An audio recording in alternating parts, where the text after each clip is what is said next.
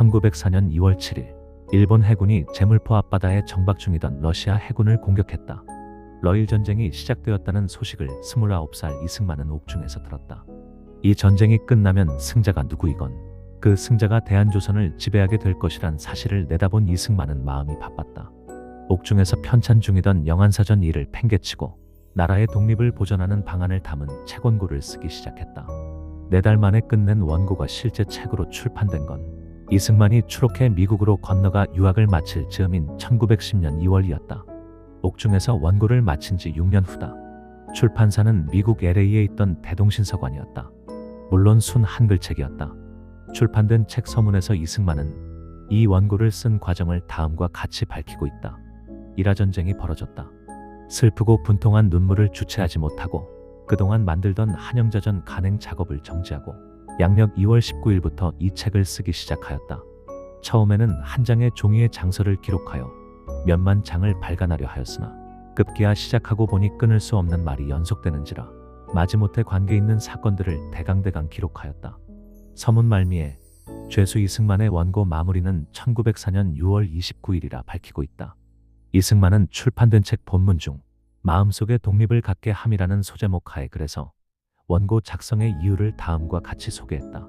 지금 우리나라에 독립이 있다 없다 함은 외국이 침범함을 두려워함도 아니요 정부에서 보호하지 못함을 염려함도 아니요 다만 인민의 마음속에 독립 두 글자가 있지 아니함이 참 걱정이라. 국민의 마음속에 독립이란 생각이 있는 한 독립을 지킬 수 있다는 이승만의 마음이 처연하다. 출판된 책의 분량은 본문만 295쪽에 달했다.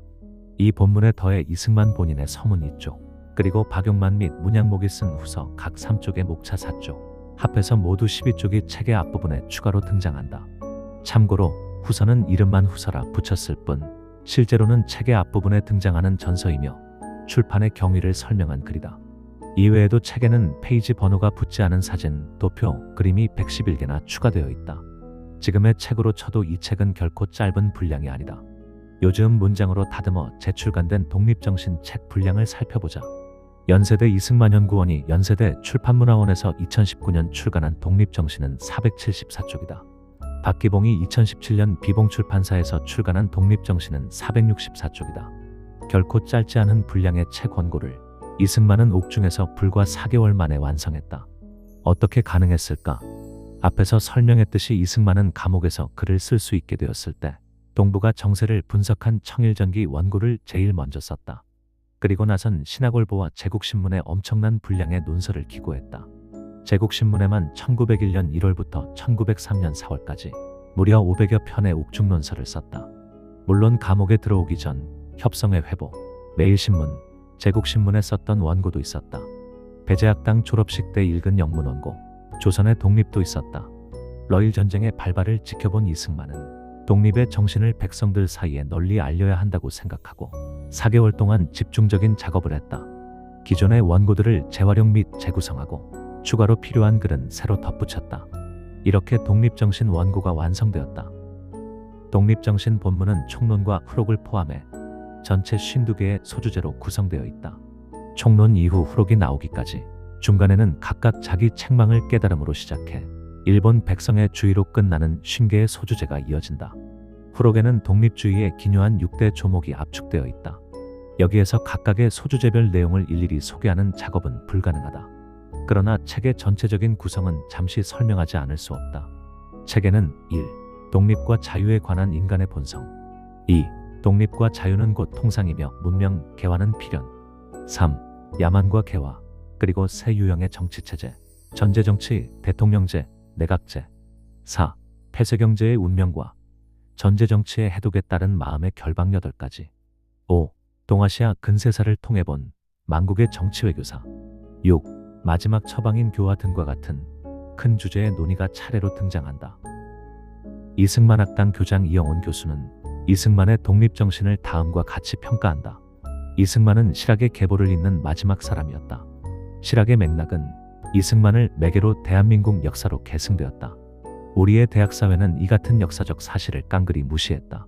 그들은 이승만이 독립정신에서 피력한 인간 본성으로서의 자유, 문명, 개화의 논리와 필연, 자유의 통상, 정치, 외교, 만국에 이른 정치사를 전 체계로 이해하고 평가할 지력의 소유자가 아니었다.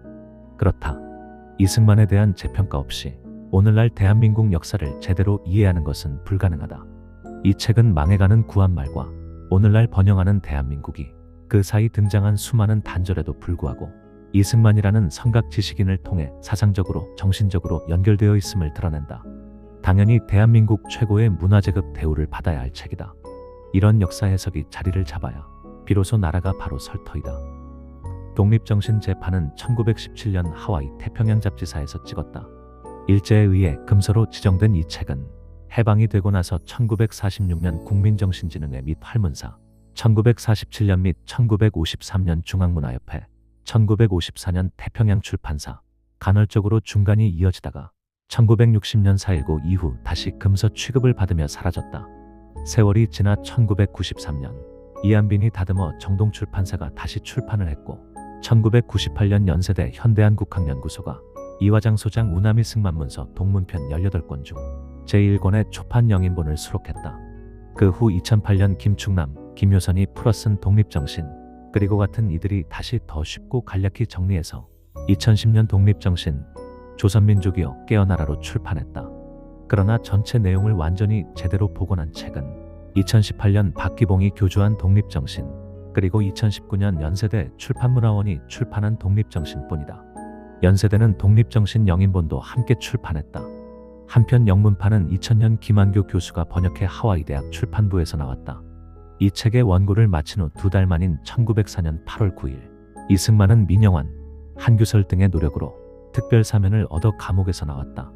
5년 7개월 만에 추록이었다. 추록 3개월 후인 11월 4일 이승만은 미국으로 가는 배를 탔다.